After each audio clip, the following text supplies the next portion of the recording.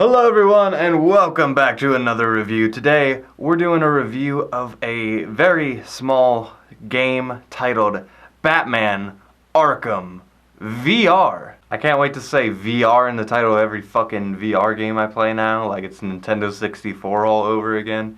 Anyway, I recently purchased a PlayStation VR, and with this came a slurry of new games I was available to purchase and play, and thankfully I played this at the point in time that these games are going on sale. Some of them are still overpriced as hell. I'm not paying for Skyrim. Again, Bethesda, you're fucking crazy. But I did get a pretty nice deal on a little game titled Batman Arkham VR. And as a fan of Batman and as a fan of the Arkham games, I was like, hell yeah, I'll jump into this. I heard it was only like an hour long, which that was after I purchased it. So I was like, oh, okay. I mean, I can barely keep this fucking headset on for more than 30 minutes without getting a headache. So I'm okay with that. I'm okay with an hour-long game in VR.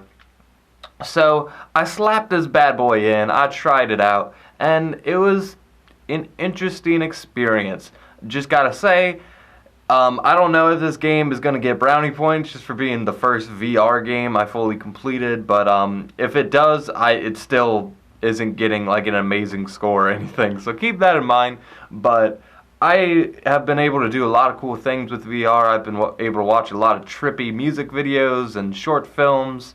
I played a good amount of games already. I just haven't beaten any besides this one. And playing this game, it didn't have that like effect on me where I was like, oh my god, look at all this shit. I was kind of over that by the time I played this.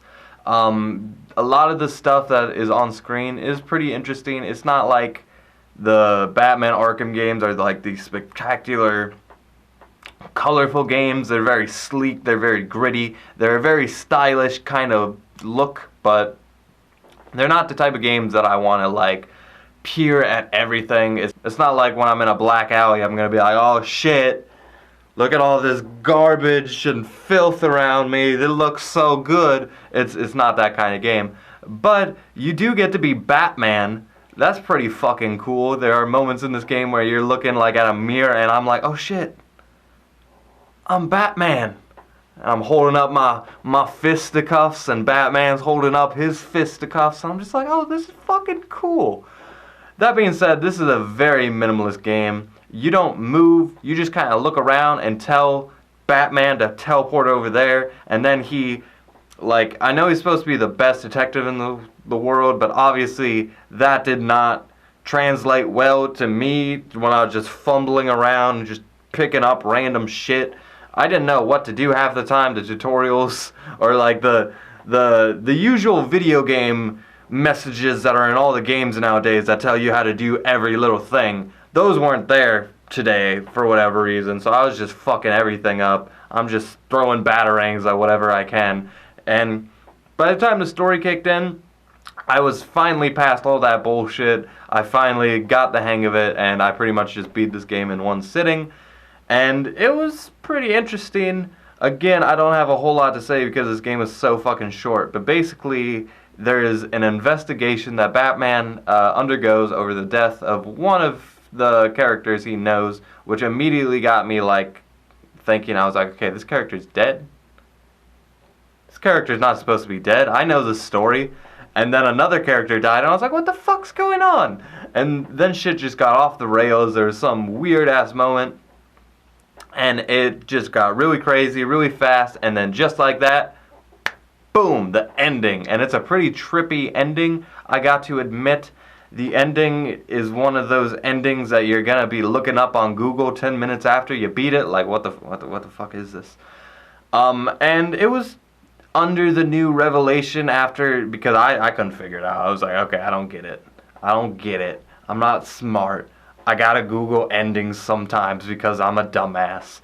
But after I was like, okay, now it kind of makes sense, but it still doesn't really. After the new revelation, I was like, yeah, whatever. This is a very gimmicky game. It's a VR gimmick Batman game. But that being said, even if it was just a fucking gimmick game, I probably still would have given it a 5 out of 10.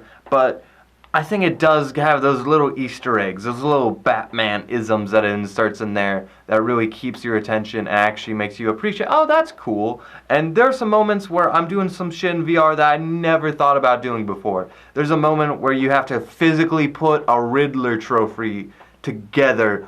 Like, you take all the pieces and put it together, and you're like, oh shit. Like, I actually feel like I'm doing something. Like, as Batman and, like, putting pieces together, like, you just lose all sense that you're not actually doing this, and you actually feel like you're inside the video game doing things, and that's the part that probably felt the most surreal to me.